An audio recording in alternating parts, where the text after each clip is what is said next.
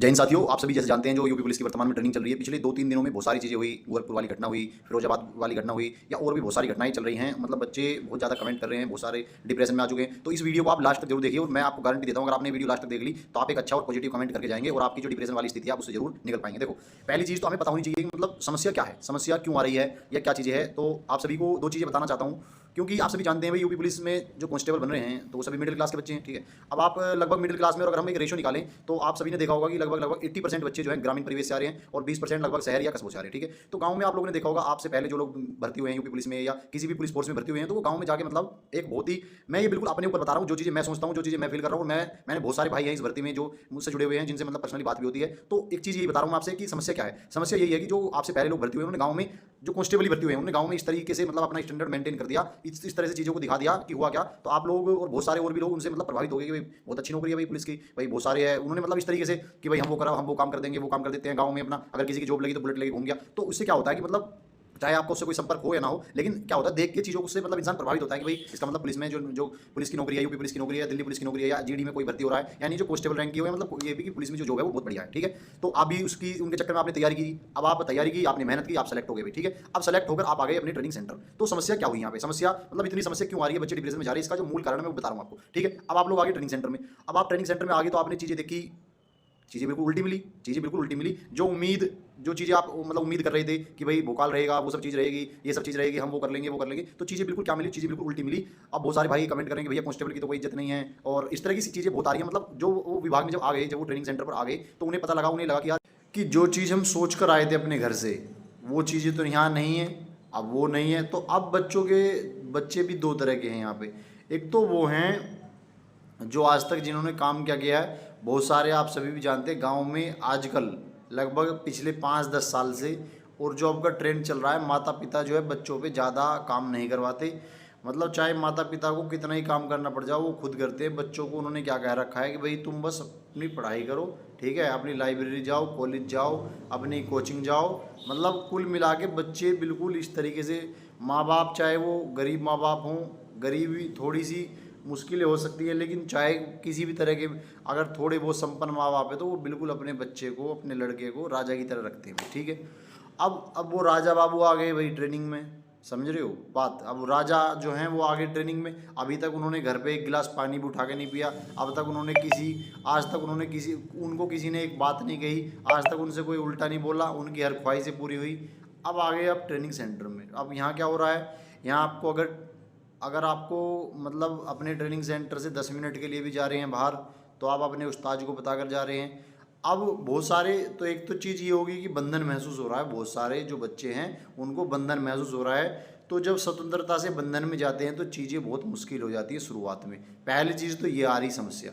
दूसरी चीज़ क्या आ रही, दूसरी चीज़ है कि बहुत सारे बच्चों की तैयारी, अब आप सभी रिलेट करेंगे इन चीज़ों को।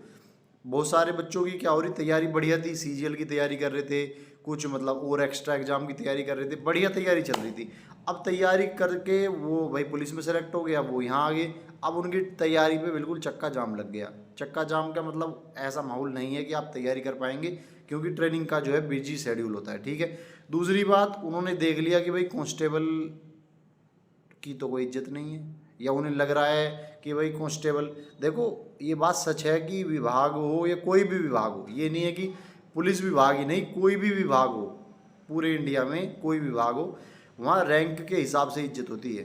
अगर आपसे कोई व्यक्ति काबिल कम है, लेकिन अगर वो आपसे अच्छी रैंक पे है तो आपको उससे सम्मान करना पड़ेगा, सब चीज़ें। तो ये एक तरीके से प्रोटोकॉल होता है कि मतलब जो निचला अधिकारी है, निचला कर्मचारी है, वो अपने ऊपर के कर्मचारी, अपने ऊपर से अधिकारी का सम्मान करता है, ये चीज़ें होती हैं। ठीक है, अब उन्हें लग गया कि भाई हम तो सबसे निचले पायदान पर हैं, तो मतलब हमारी तो कोई इज्जत नहीं कर रहा, ना हमारी कोई बात सुन रहा। मतलब हर व्यक्ति, कोई भी हमें देखता है तो हमें हर व्यक्ति के सामने झुकना पड़ता है। ठीक है, तो ये एक समस्या आ रही कि यार कांस्टेबल बन के गलती कर दी, जीवन में वो कुछ नहीं कर पाएंगे, और उन्हें मतलब उनकी तैयारी नहीं हो पा रही ट्रेनिंग में, तो उन्हें अब ऐसा लग रहा है कि यार अब हम निकल भी नहीं पाएंगे, तो हमारा जीवन जो है स्पॉइल हो गया भाई। ठीक है, समझ रहे हो कि भाई हमारा जो जीवन है वो बिल्कुल अब खराब हो गया, अब हम कुछ नहीं कर पाए, कि अब हमारा जीवन खराब हो गया, अब हम जो कांस्टेबल बन गए अब हम इससे निकल नहीं पाएंगे। तो समझ में आ गई। अब इसका जो उपाय है, कुछ लड़के हैं जो नौकरी छोड़ रहे हैं, आप सभी ने देखा होगा, अभी कल भी अखबार में आया था 2 लोगों ने फतेहपुर से नौकरी छोड़ी। ऐसे बहुत हर ज़िले में लगभग आपको 2 4 5 बच्चे ऐसे मिल जाएंगे जिन्होंने जो है जेटीसी में शुरुआत में स्किप कर दी, या आरटीसी में स्किप करेंगे, या अभी 2 4 महीने और निकलन दो और भी करेंगे लोग, समझ रहे हो, करते हैं यूँ।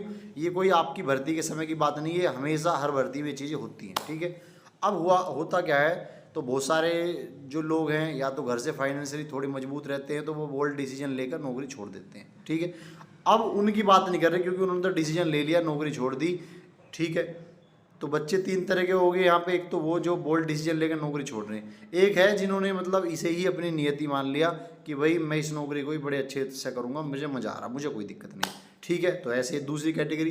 तीसरी कैटेगरी है जिसको मज़ा भी नहीं आ रहा और वो नौकरी छोड़ भी नहीं पा रहा, और वो मतलब रोज़ की दिन उसको मतलब सुबह उठता है, शाम होने पर मतलब पूरे दिन नर्वस रहता है। दूसरी बात, जब वो अपने घर पे कॉल करता है, जो कैटेगरी जो मिडिल क्लास वाली है, जो नौकरी नहीं छोड़ पा रहा लेकिन इस नौकरी से बहुत दुखी है, तो अब वो जब घर पे फ़ोन करता है तो उसके माँ बाप बड़े खुश होकर बात करते हैं कि भाई हमारे लड़के की नौकरी लग गई, समझ रहे हो। अब लेकिन क्या दिक्कत है, दिक्कत ये है कि भाई उनको लग रहा है कि भाई हमारे लड़के की नौकरी लग गई, तो उसने अब देख लिया कि माँ बाप के सामने तो ये चीज़ हम कह भी नहीं पाएंगे कि भाई हमें अच्छा नहीं लग रहा या नौकरी, क्योंकि माँ बाप, अगर तुमने अपने मम्मी पापा से कहा जी मुझे सही नहीं लग रहा, मैंने नौकरी छोड़ना है या मैं किसी और दूसरी चीज़ की तैयारी करूँगा, तो माँ बाप कहेंगे कि भाई तेरे पे ना हो रही, फलाने का लड़का भी तो कर रहा, ढिकाने का लड़का भी तो कर रहा। तो चीज़ें इस तरीके से भी हो रही है, ठीक है।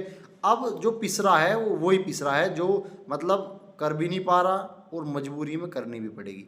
और आप ये मत समझिए कि आप ऐसे पहले बंदे हैं, या आप हर बैच में हर पुलिस वाले से अगर आप बात करेंगे तो वो अपनी नौकरी से खुश नहीं होगा, और इसी रोने रोने में वो पूरी नौकरी निकाल देता है, समझ में आ गई बात। अब आप सभी कहेंगे कि भैया ये सब चीज़ें आपने बता दी, तो अब इसका निराकरण क्या है। देखो, आप सभी जानते हैं जो लोग छोड़ने वाले वो छोड़ के चले जाते हैं, उन्हें कोई दिक्कत नहीं है, समझ में आ गई।